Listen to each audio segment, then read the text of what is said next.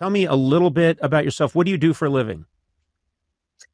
I do lots of things, but my core business, as I'm supposed to say, is I'm a wine writer. So I taste wine for a living. You taste wine for a living? This sounds like a Yeah, fantastic job. How does that how does it that is. work? Do you taste wines at night? How does it work? When does your day start? My day usually starts quite early. So the best time for me to start is as early as I can. So sometimes it's 7, 8 in the morning, and I'll get up and quietly sort of pad out to my desk, which is actually my kitchen table where I'm sitting Hmm. now, Hmm. and I'll start tasting wines because Wait, at 7 in the um, morning? Whoa. yeah, well, because my brain's fresh, and my Mm. taste buds are fresh. There hasn't been stuff happening to them during the day. I haven't had a zillion cups of coffee. It's like, the only thing that's not fresh is my teeth. Because you don't clean your teeth before you start tasting Right, wine. you So, can't brush your teeth before you taste wine because you're just going to be tasting the Crest toothpaste. I'm getting money for them to correct. I mention know you Crest. specifically mentioned Yeah. that brand. We don't Yes. have Crest over here. What's great about Crest? Why should I be using Oh, I don't know. I Crest? just said that. But now with extra whitening powders. Have you ever Um, considered brushing your teeth Powders. with wine? Yeah, would you ever brush your teeth with wine?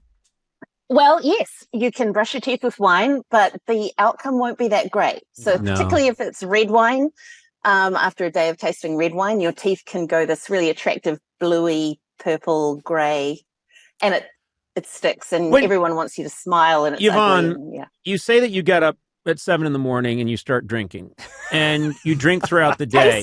Tasting, Conan. Sure, tasting. tasting, yes, sounds tasting. You're classier. not drinking it. No. Tasting and tasting and No. tasting. And then do you actually write about it later on, or are you just an alcoholic?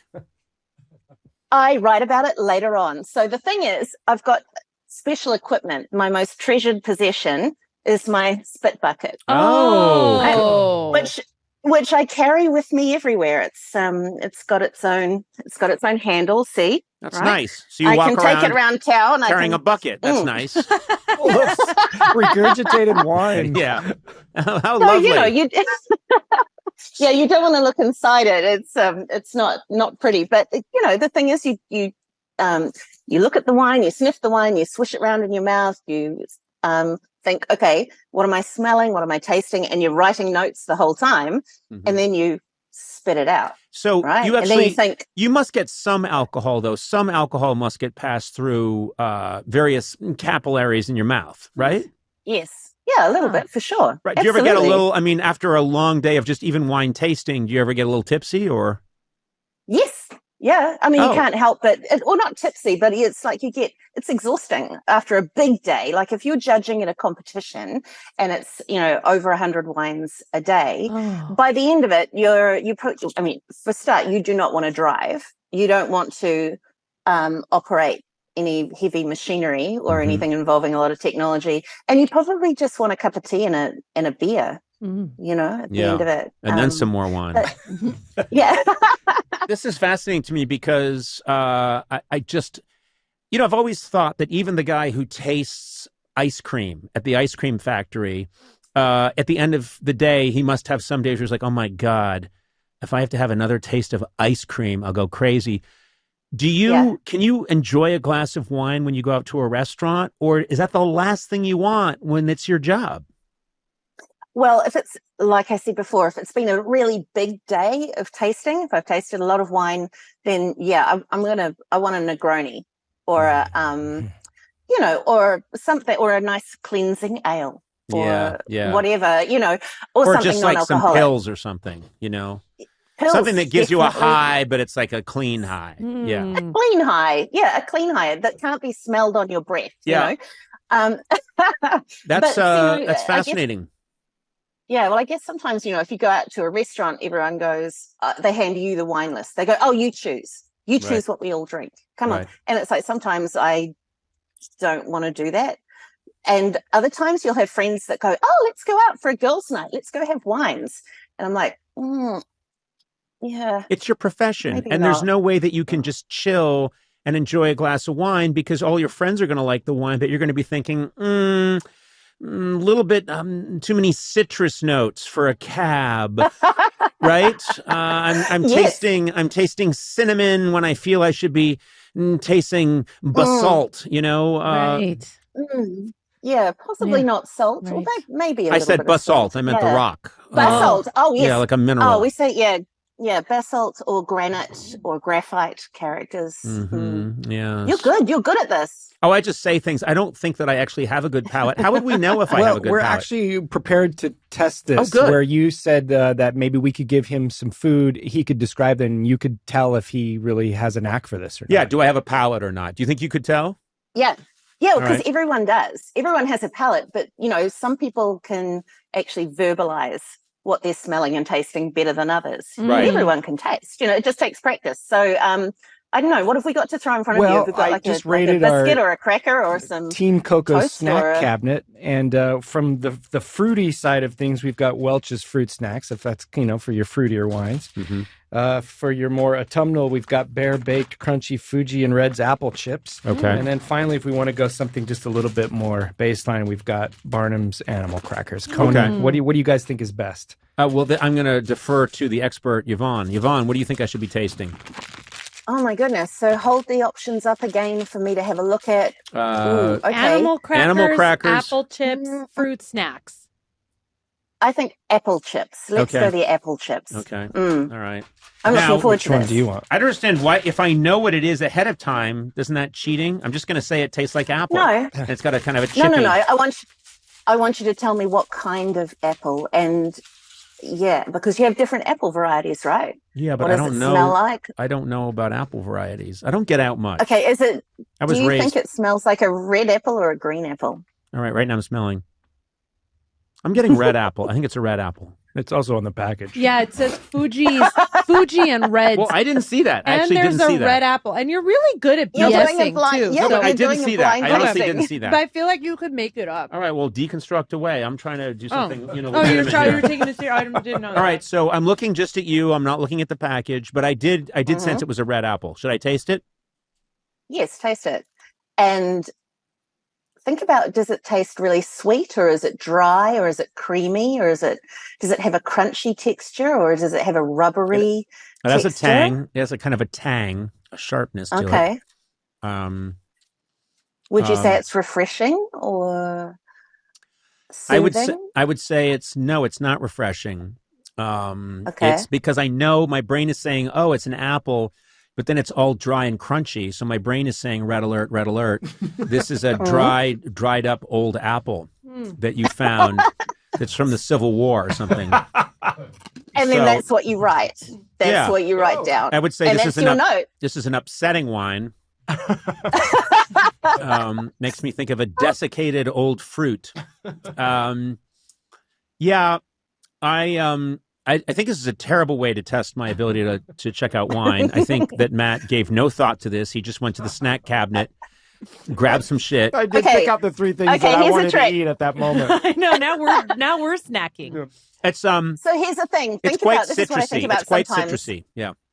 Okay, that's cool. But apple's not a citrus, it's a tree fruit. I know. So you'd say, I'm telling you that it has a citrusy tang to it. So I do think that it has. I can get my own. Thank you for handing me the one you've been hey, well, chewing here's on. a trick though, Conan. Here's something you can do. And this is what I do when I'm tasting wine. Like I've got one right here. This is Chardonnay. Oh, good. I have a wine right here. Oh, good. This is turning out to be a good day. Yeah. Yeah, cool. Because we've got a big Chardonnay symposium happening in my town at the moment. So there's just Chardonnay everywhere. But what I do when I'm tasting wine is I sometimes think, if this wine was a person, what kind of person would it be? Okay. So I kind of think about the wine with personality traits as well as aromas and flavors. This so is turning more into a test of fun? when can I open a bottle of wine, let alone. Oh, wait, it's got a cork? Ooh, yeah, it's got a we cork. don't see corks very often. Wait, why not? All screw tops now? Well, a lot of the wine is under screw top because screw tops are amazing for wine. They are the greatest things ever, in my opinion. Okay, I've poured myself just a little bit. Great. Okay. Now, your glass is quite good. I like the shape because the shape is really important for assessing wine because you don't want one of those small, stumpy, short little glasses. This is aerating the wine. Elegant one. This is aerating the wine right now. I'm swirling the wine around as I've seen people do in movies. Yes. But also you could go all Cirque du Soleil on it and hold it from the foot and swirl. See? Very good. Hold it from the foot. You're holding it from the stem. Oh, can I say one thing? This glass is really dirty. Yeah, dish spots all over these. I mean, you know what the problem is? We have a podcast studio, and Aaron Blayart, who works for us, is a bachelor, and I think he lives. He's a hoarder, and he's not that good with the no, I think he wouldn't know a clean glass if it was shoved where the sun don't shine. So no, anyway, it doesn't matter. I'm sure some detritus is getting in there. What do you think? You know how you're doing very well, but the way you're holding it is giving me anxiety. So see how I'm holding the foot of the glass? Okay. All right. Can you really do this in public without getting beaten up? Yeah. Yeah, and then you can do it like lots of swirling. It put a bit of wrist look at action in Sona. it. I'm crushing it. Oh, you guys got it too. I don't. Sona's a professional drinker. Sona's been drinking. Thanks, Yvonne. Yeah, you're doing exceptionally well, my darling. Right. Okay. So now we're going to This is going to be my new job. Sona was drinking in the womb.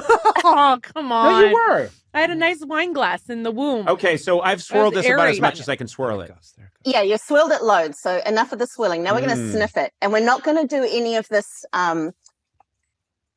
stuff bullshit, like waft it through you just get your nose right in there. You see people, you just get your nose right in there. Are we trying the same kind of wine right now? Yeah. Oh, we are. Oh, as her? No. Yeah. Oh, well, what a great experiment. Let's have someone in New Zealand with a glass of wine and someone in Los Angeles with some cookies and see if they have the same, put them on Zoom and see if they have the same notes. This is called Boone's Farm, Strawberry Hill. What is it really? It's called Rayburn Russian River Valley Chardonnay 2020. Rayburn. Okay, great. So it is a Chardonnay. Brilliant. All right, and you have a Chardonnay. All right, let me tell you what I'm getting. I have a Chardonnay. I have the Tony Bish. Nice label. Hawke's Bay Chardonnay. This Tony is called Bush? Is that called Bish? Oh, Bish. I'm sorry. I went a different way. What? Can you see that? Yeah. So Tony Bish, now he is the absolute guru. He's like the Gandalf of Chardonnay making here in New Zealand. He is Mr. Chardonnay. That's all he does. He just makes Chardonnay the whole time. So this is his heartwood, and it's beautiful. Like, anyway, enough. I love him. Okay. Right. Well. So we're going to smell it, and we want to smell interesting things. So I'm like in my New Zealand Chardonnay, I'm getting aromas of toasty oak, like rising dough, biscuits, and roast peaches. I smell Chardonnay. Toasted stone fruit, and like toasted stone fruit and spice. Just a little bit of spice. I'm getting hints of microphone. I'm getting hints of microphone. Oh no! Oh wait, my microphone is closer to my nose than the wine. Hold on a second. Well, that'll do it.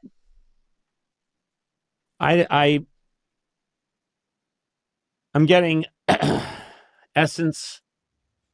Uh-huh. Well, it's a. We're waiting. Yeah. I don't know. I don't have good words. Use your words. You're a Does writer. Does it smell fruity? Yes. It smell fruity? Smells fruity. It smells so fruity, but it also smells. Does it smell like? I'm getting kind of a grapefruit. Oh. Okay, good. That's great. And I'm also getting. What if he's wrong though? Because I'm reading the label. No. Okay. He's not wrong because grapefruit is in you definitely get grapefruity characters in good Chardonnay. So well done. Thank you. Yeah. And it is have a little bit of a mineral. It doesn't. I'm going to say it feels a little drier than a normal Chardonnay. Let's taste it. Let's taste it. Well, I think Sona already did.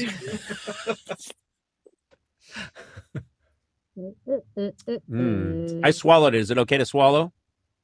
Mm-hmm. You can swallow. It's all right. You don't need the bucket. Oh, come on. Easy. What are you guys getting up to down there? What? That's how you do it. You haven't had anyone spit on microphone before? Or on... I'm not judging you. No? I'm getting, this is very nice. Okay. Yeah. This is I'm going to nice. say for podcast wine, this is pretty good. This cool marine-influenced region is perfectly suited to exceptionally flavored Chardonnay. Fresh layers of green apple and pear are accented by a creamy richness due to Sur-Lie aging. Okay. Okay, so do you know what Sur-Lie aging means? And this is a tip for anyone that's listening, watching. They see that on a label. Seaside? Someone goes Sur-Lie. It doesn't mean, moody and angry, which is what surly, S-U-R-L-Y means. Sur-Lie means on lees. So the lees, when the yeast is finished doing its ferment and it's basically died, they drop to the bottom of the barrel or the tank and they form like a really attractive grey-green paste in the bottom of the vessel. And some winemakers will leave the wine on the lees for an extended period of time, or they'll stir the lees through the wine, which gives a kind of a creamy textural character to the wine. So if you see Sur-Lie on the back label of a wine bottle or on a tasting note, you can go, right, so it's been aged on its lees. And everyone will think you're a guru. Okay. So but that's great. That's a really great descriptor. That's really good. And the mineral thing is interesting, Conan, because when you have grapes by the seaside, you're going to get that saline character in the soils. Yes. You're going to get sea breeze on the leaves of the vines, and that's all going to end up in the berries, and what's in the berries ends up in the wine. So you did really well. That's great. This isn't my podcast anymore. This is not Conan O'Brien Needs a Fan. This is now. But here's another thing. This is Wine Talk. Would she please be quiet? She's trying to host a podcast. Our host is Yvonne. Go take it, Yvonne. We're pairing it with animal crackers. Is that good? Perfect. Okay. Yeah. Pair it with anything. But one thing I want you to think about, guys, so Sona, this could be for you. Oh, yeah. Yes. One thing that I think about when I'm trying to figure out, is this a great wine? Like, is it a really good value wine? Is it deliciously made? Think about the length of flavor. So have a sip, swallow it, and then just kind of count how long you can still taste that wine for. Because, so many wines, you pour it in the glass and it looks pretty and you sniff it and you go, that smells delicious. And then you taste it, and you go, yeah, that's really nice. And then it just disappears. And you're like, well, I'm going to have to keep sipping to keep the thrill alive. Yeah. And before you know it, you're wrapped around the clothesline outside. Going, I think we all know what it's like to chase that thrill. When you chase that thrill down a bottle, the bottle always wins. The bottle will always win. Yeah.